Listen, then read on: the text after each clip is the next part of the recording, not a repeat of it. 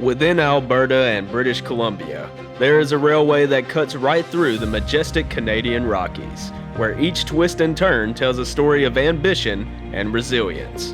Today we embark on a captivating journey through the Canadian Transcontinental Railroad, a marvel of engineering that has profoundly influenced the landscape and the Canadian spirit.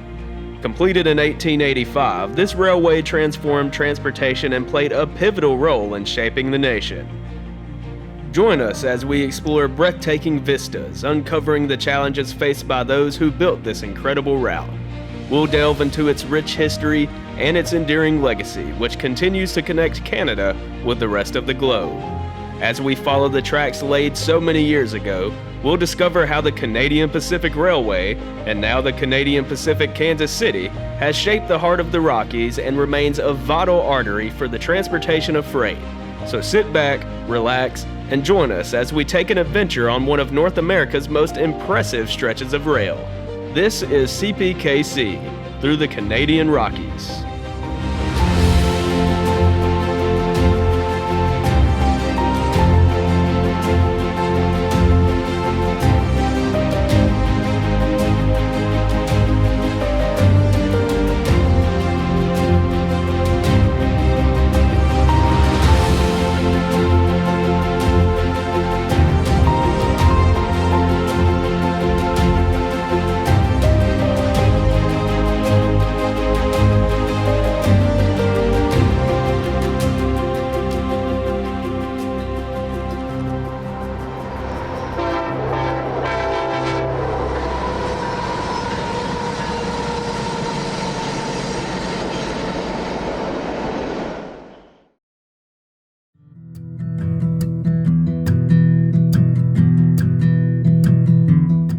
Stand fast, Craig Gallacky.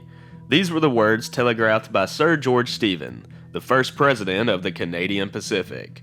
He was sending the news of his success in obtaining the last bit of funding needed to complete the daunting task of constructing a singular railroad to unite the East and the West. On the 7th day of November 1885, the last spike was driven by CP Director Donald Smith, and the long endeavor filled with blood, sweat, and tears had finally concluded. The young nation was connected. The end of the construction is where we will begin this production. A memorial stands at the exact spot that the last spike was driven for future generations to visit. This is along the Shuswap subdivision, which runs between Kamloops and Revelstoke. While the memorial will give any history buff goosebumps, it doesn't offer any eye-catching photography angles for modern freight trains. But one doesn't have to venture far to find one. Just a few miles to the east of the memorial is Three Valley Lake. The Three Valleys Chateau sits along the lakeshore while also looking over the main line. Our first train of the day is CPKC 800, which consists of empty coal hoppers bound for the mines of Sparwood. While hugging along the shores of several lakes, trains also duck under multiple snow sheds. As the CP worked their way towards the meeting point, it did not take much to realize that this area is heavily susceptible to avalanches, similar to several other stretches throughout the mountains.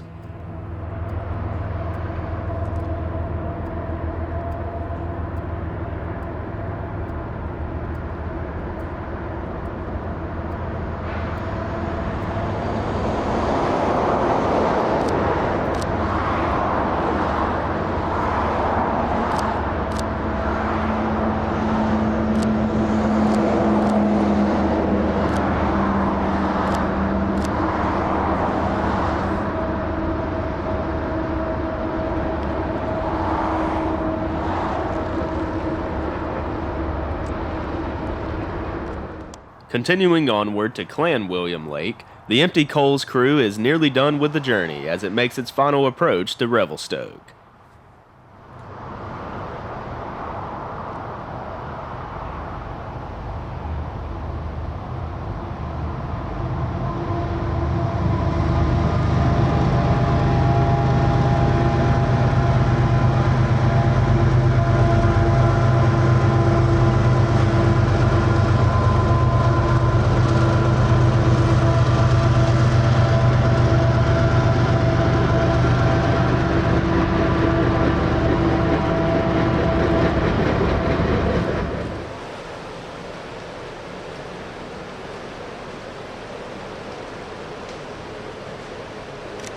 With the beautiful blue waters of the Columbia River flowing below, the CPKC main line makes its way into Revelstoke.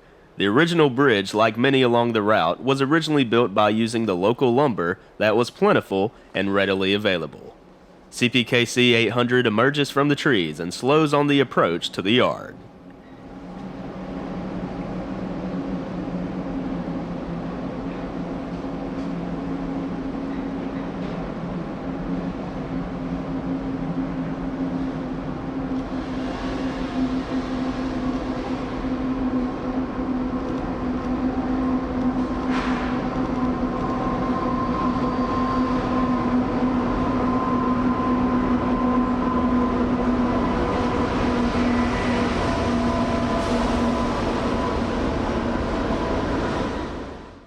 Revelstoke, like most of the communities we'll be visiting, was formed thanks to the railway.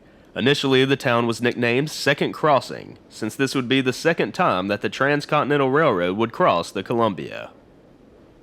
At one time, it was officially called Farwell, which was after a local surveyor and landowner. CPKC still calls the west end of the yard Farwell, and a sign can be seen with it in writing. Though it would soon be changed to its current title to honor Lord Revelstoke, a banker from the UK who was directly involved in supplying major financial funds that essentially saved the railway during its construction. We'll be seeing a little more of our empty coal train later as it continues its journey east, but first we catch a glimpse of the other side of the river shore as Intermodal Train 113 is seen with a fresh crew beginning the trek to Kamloops.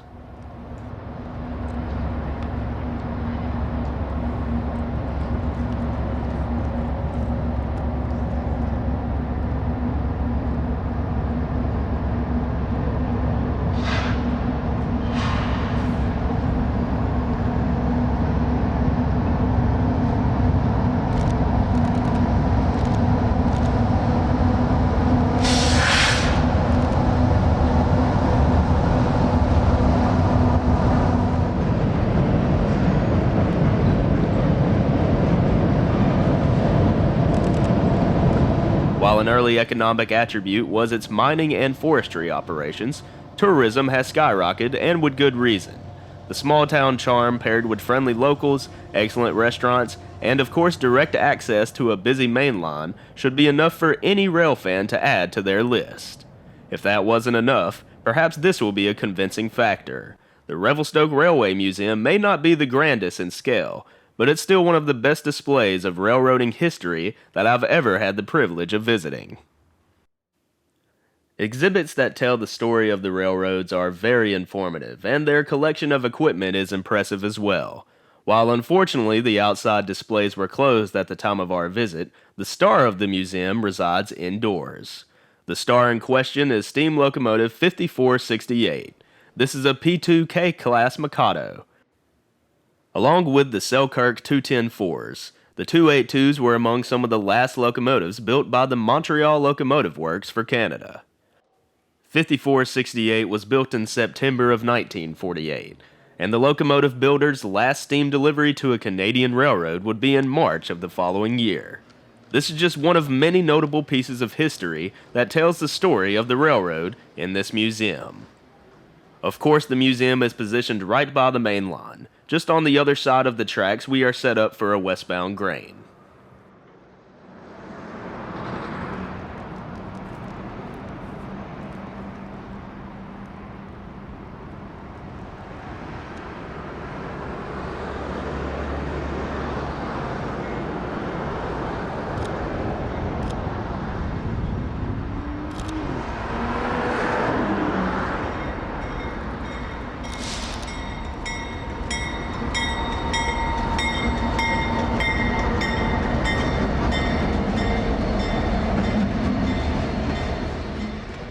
Prior to joining Canada and the arrival of the railroad, British Columbia was quite isolated from the rest of the world.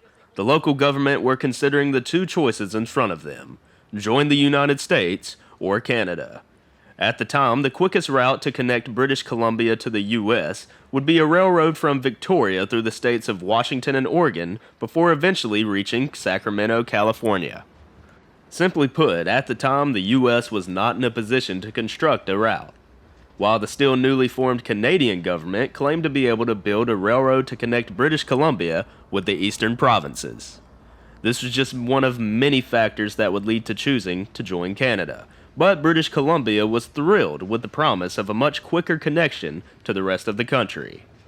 In today's era, here's an example of just how connected the continent is. A rebuilt CSX motor with a fresh coat of paint is a very long way from its East Coast home.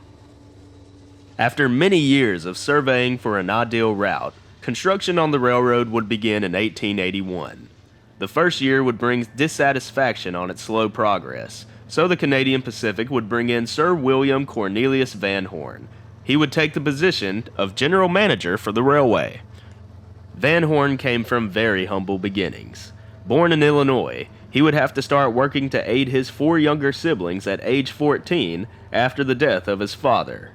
While looking for work, the young Van Horn found his way into the railroad industry, with the Illinois Central as a telegrapher.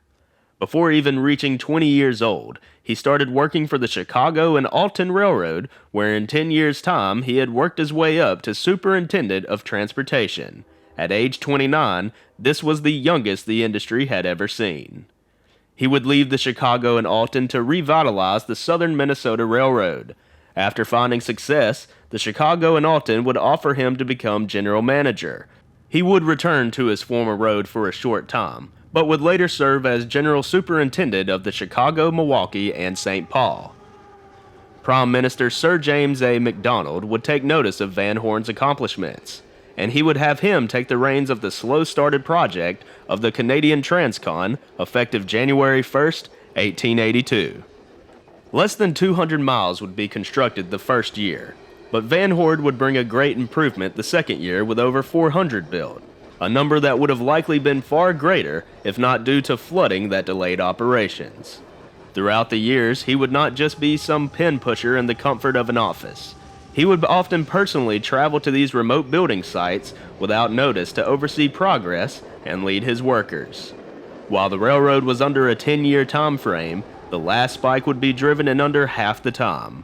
Van Horn would continue to build his legacy with the CP well after this project was completed, with heavy involvement in Canadian Pacific luxury hotels and the formation of the Canadian Pacific Steamship Company. The railroad branded itself under a slogan, "World's Greatest Travel System."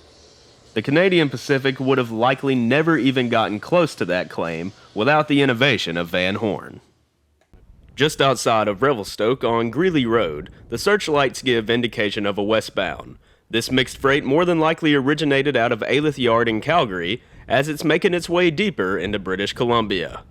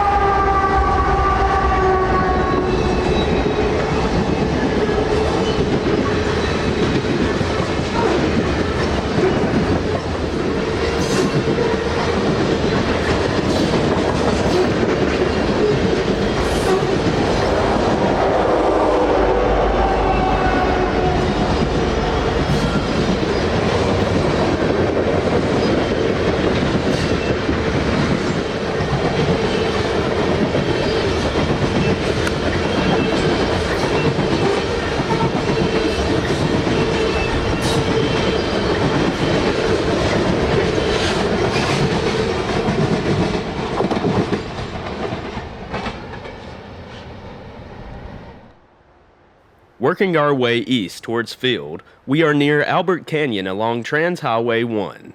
The Illecillewaet River separates us from the main line as this westbound slithers through the mighty Selkirk Mountains.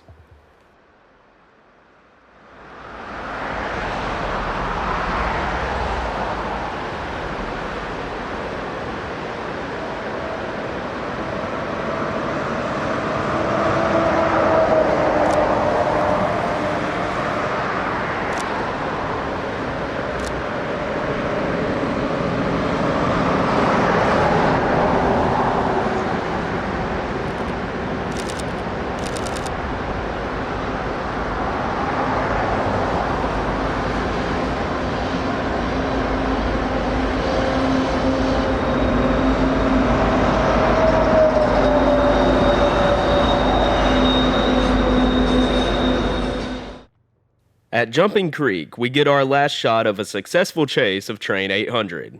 From here, the mountain subdivision will negotiate the tough terrain through Rogers Pass and communities such as Glacier, Donald, and Golden. Due to our inexperience of the area and limited time frame, we would miss many of the spots along the mountain subdivision. But the way we see it, that's just a good reason to make another trip back up.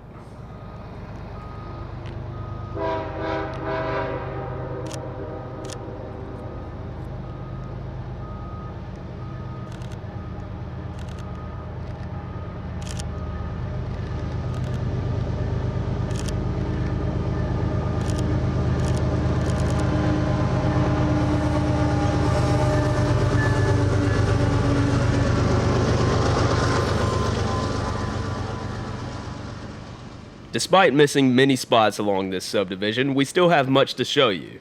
We find ourselves along the Kicking Horse River near Ottertail. This region is a rare example where the downtime of waiting for a train is almost as enjoyable. Here you can just relax, sit, and take in the views.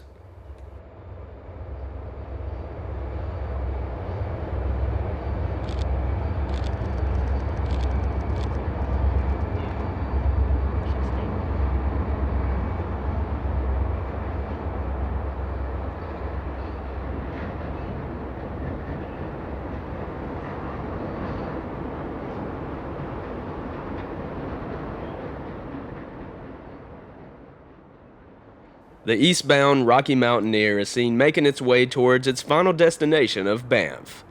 This passenger service allows travelers to experience the breathtaking scenery that one can only see by rail. The Mountaineer only travels in daylight to ensure that passengers can see as much of the awe-inspiring views as possible.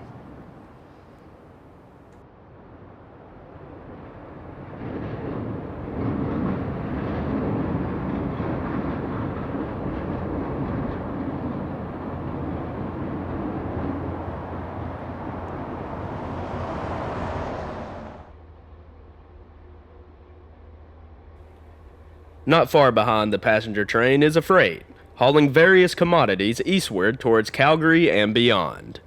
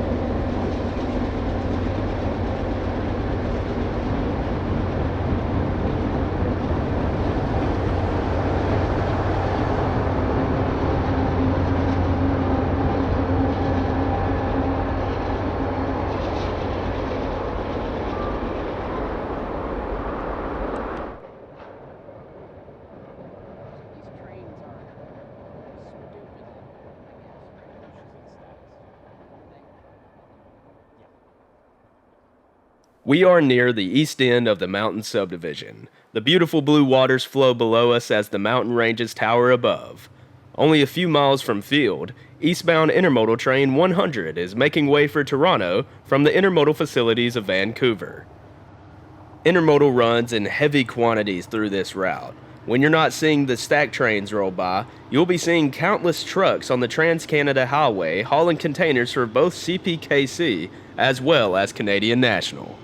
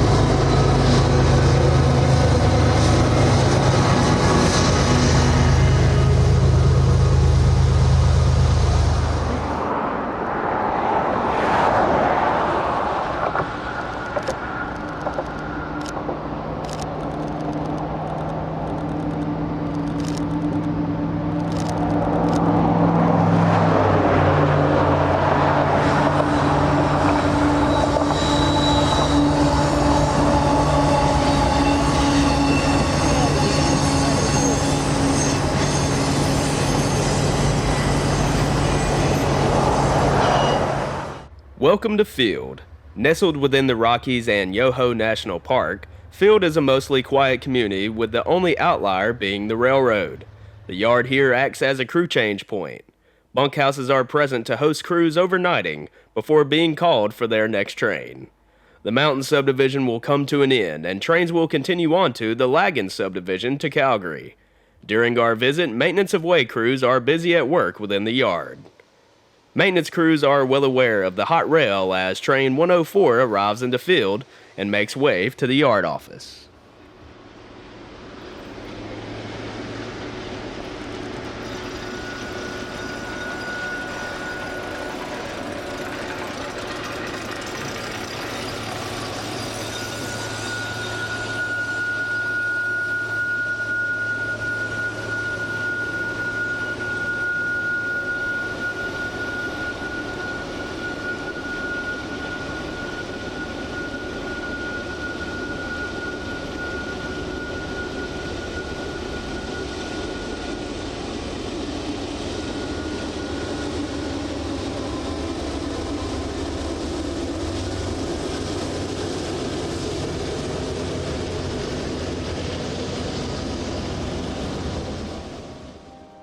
Maintaining a railroad to Class 1 specifications is a consistent and challenging task, especially within a grueling terrain such as these Rockies.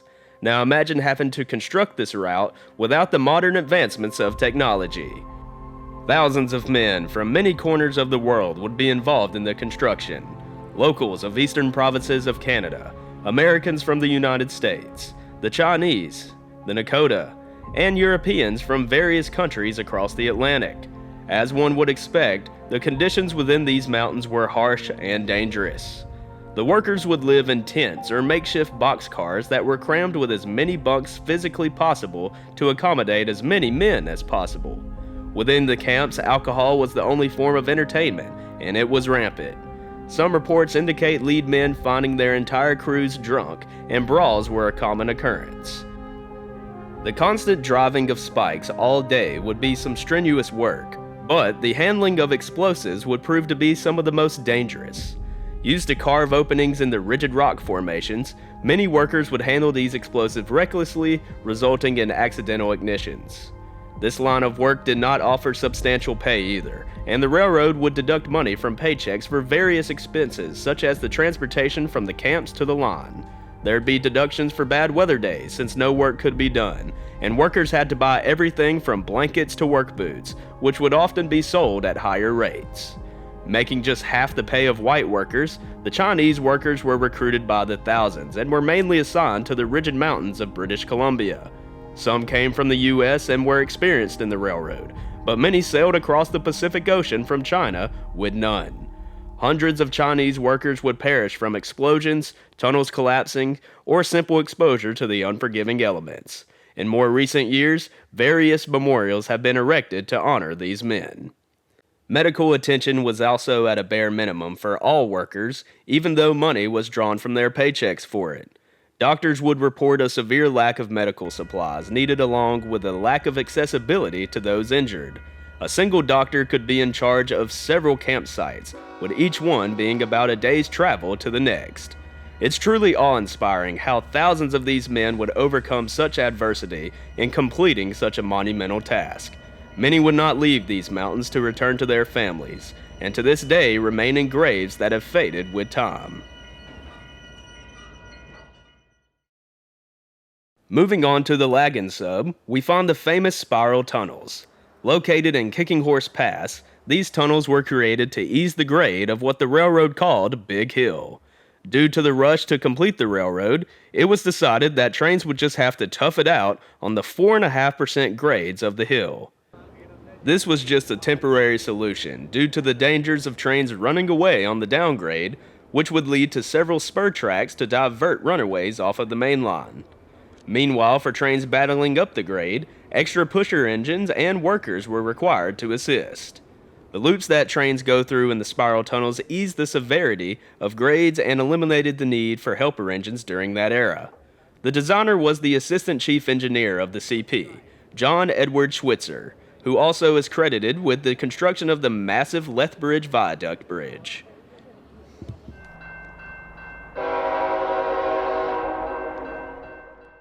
In Stephen, named after the first president of the railway, we are near Wapta Lake and Lake O'Hara.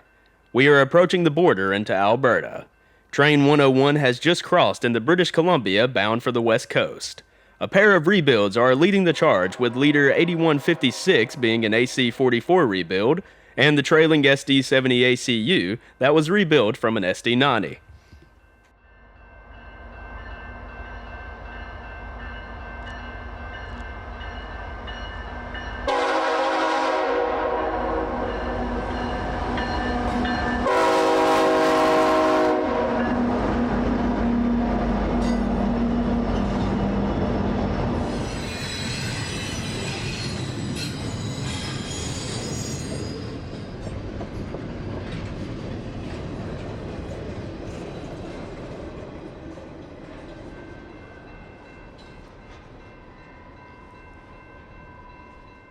Canadian Pacific 9834 is paired with a Battleship Gray AC-44 of the Kansas City Southern on Train 104.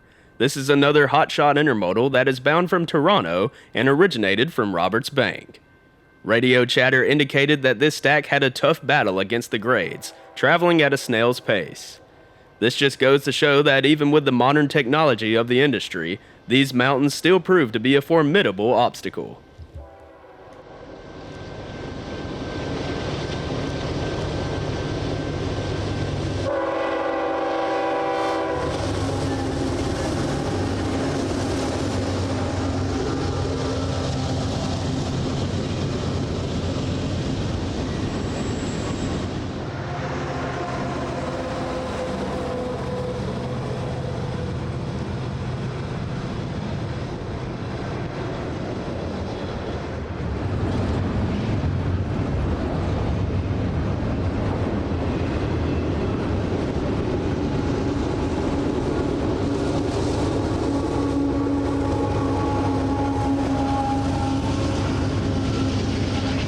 Now in Alberta, we wouldn't have the opportunity to film a train gliding by the Lake Louise station.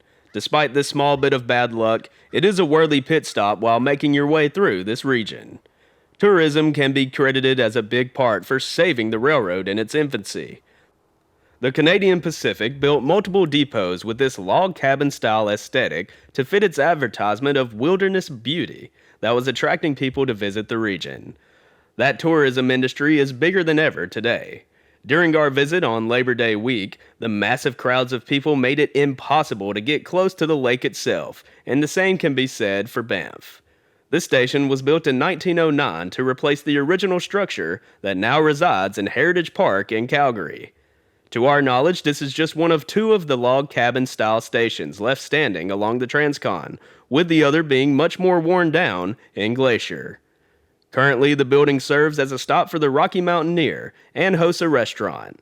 Multiple passenger cars are on display on the property that remind people of a bygone era of the railroad that only remains in the form of the Royal Canadian Pacific. Not far from the station is arguably one of the most iconic photography angles in Canada, Morant's Curve. The viewpoint is named after the well-known photographer Nicholas Morant. For decades, he was a photographer for the CP, whose work would promote tourism in the region. While most know him for his spectacular photos of CP trains, his work could also be seen on Canadian currency and postage materials. It's easy to see why this was a favorite spot of his. The winding rails paralleled with the Bow River and the massive mountains in the backdrop truly make for a breathtaking scene that can only be done justice in person. We would document a pair of eastbound grain empties putting on a show through the curve.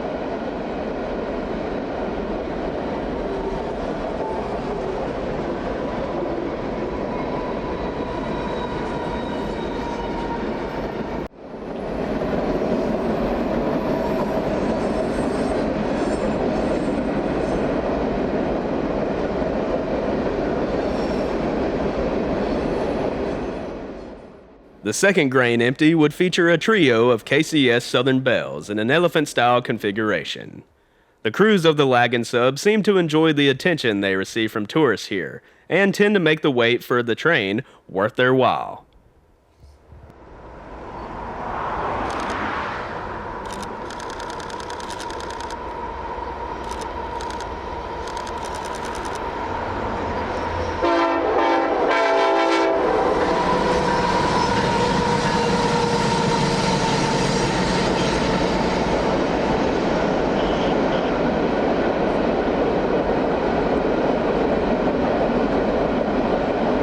Castle Mountain stands tall at milepost 99.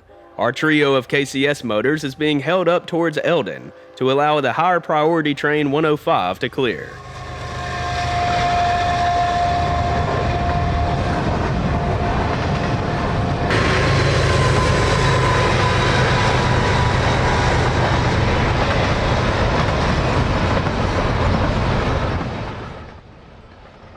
Lodging can be found here in Castle Junction with close access to the Silverton Falls, as well as parks and trails to climb Castle Mountain summit.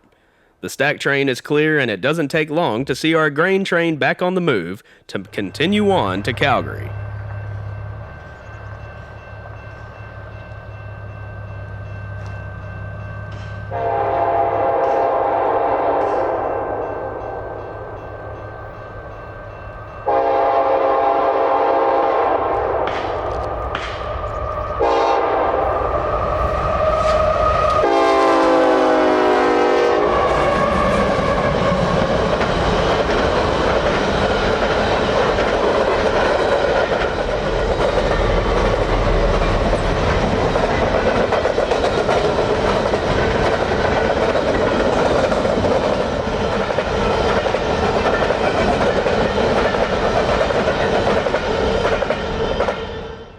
Officially named by Donald A. Smith in 1884, Canmore found its footing in 1886 when a coal mining charter was granted and the mines were opened. The mines would operate until the 1970s, when the market decreases led to their shutdowns and things were looking grim for the recently incorporated town until it was announced that it would host some of the events for the Calgary 1988 Winter Olympics.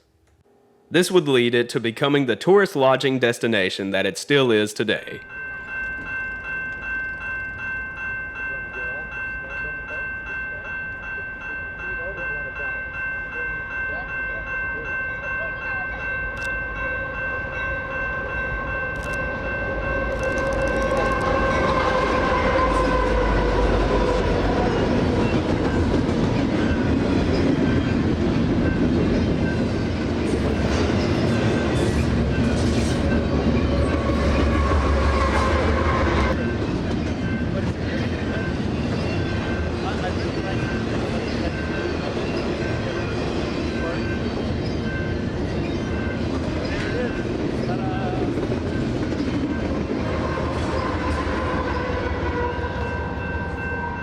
At Gap Lake, many enjoy the perfect weather on the water by swimming or canoeing.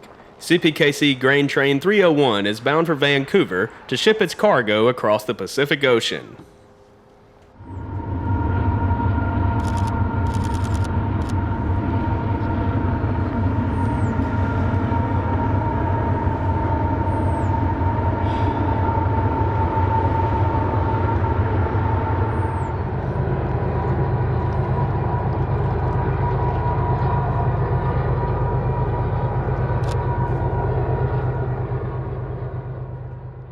Local train C67 is making a run east with a pair of rebuilt Eco Jeep locomotives. The cuts of two-bay hoppers are coming from a cement plant just up the line in Exshaw.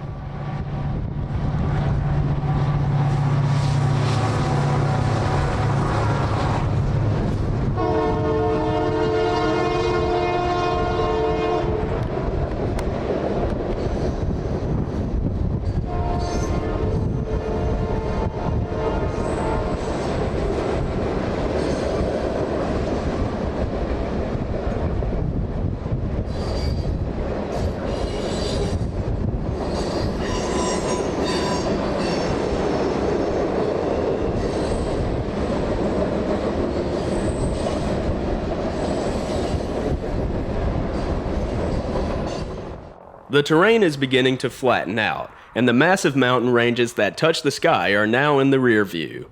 Train 201 is heading towards those mountains, though, as it passes over the Kananaskis River. CP 8834 is leading this mixed freight that originated in Edmonton.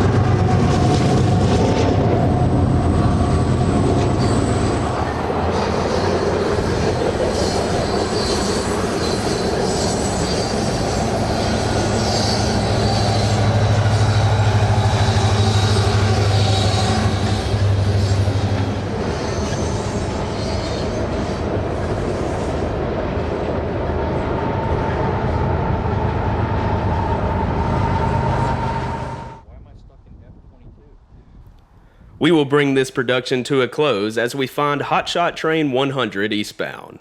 The Canadian Rockies still dominate the background, even though the characteristics of the prairie are beginning to show.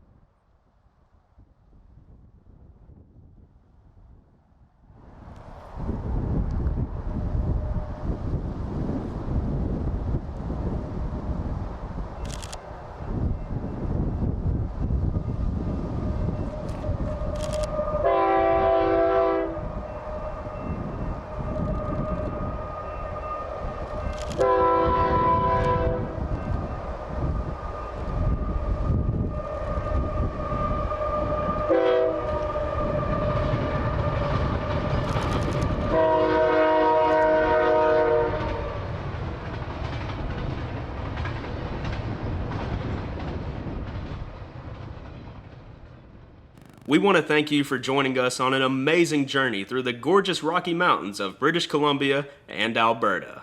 The legacy of Van Horn, George Stephen, and countless others lives on in this vital artery in the Canadian supply chain. This is a legacy of tenacity and vision, a legacy of Canada.